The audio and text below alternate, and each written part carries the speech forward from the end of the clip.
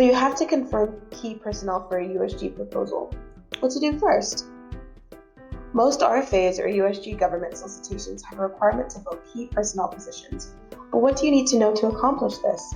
What are key personnel and why are they important to a bid? What is the country office's role and responsibility when identifying and confirming key personnel? And what is CareUSA's competitive bids unit responsible for? What are the steps involved? In the solicitation, the USG may designate several leadership level positions on the project as key personnel. Key personnel is considered essential to the successful implementation of the project. The term key personnel may refer to either the position or the individual who fills the positions. The USG may designate as key personnel only those successful for the implementation of the program. USG policy limits this to a reasonable number of positions, generally no more than 5 or 5% of recipients' employees working under the award, whichever is greater. The trend we have seen is 3 to 5 key personnel positions that must be filled by the time the solicitation is submitted, with candidates who meet or exceed the described qualifications in the RFA. Bidders are evaluated on the key personnel and evaluation criteria, which can be as many as 30 out of 100 points. They must be approved by the USG at the time of award. Sometimes the USG may ask you to replace 1 or more key personnel during the finals round, so you need to be prepared with backup candidates.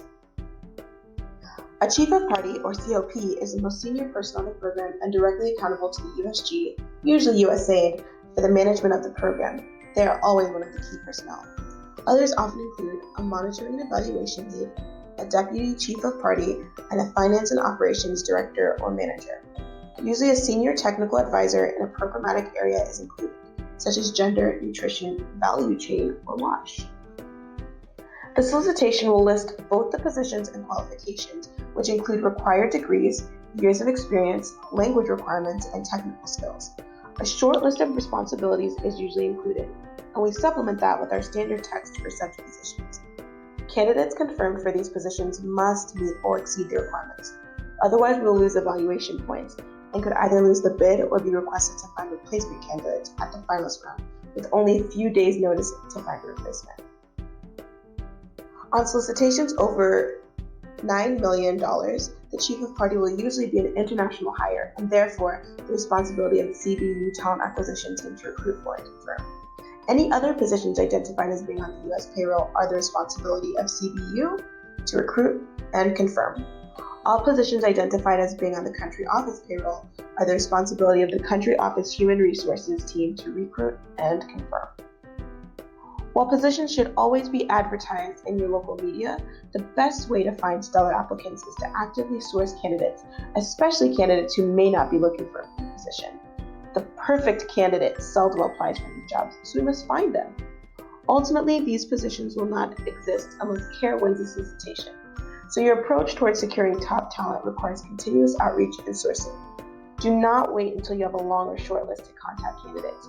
Qualified candidates should be contacted within a few days of their application, and you must keep them engaged throughout the process, from submission to award, which can easily take 6 to 9 months. Optimally, candidates should be employed in full-time positions or in stable consultant work. This will reduce the chance of your candidate accepting another position during the waiting period. The country office will screen and interview candidates, check references, and negotiate salary, which must fall within your office's established pay grade for this position. CBU will send you a letter of commitment for this candidate to sign, along with certification. Both are USAID requirements. We will format and craft the candidate CVs according to the requirements in the solicitation. Key personnel should optimally be confirmed at least 8 business days before the proposal submission date.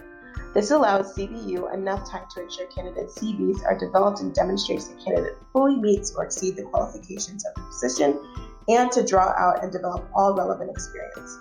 The competitive bid unit will need your assistance in gathering all required information from previous positions from the candidate, and this typically takes several days to gather.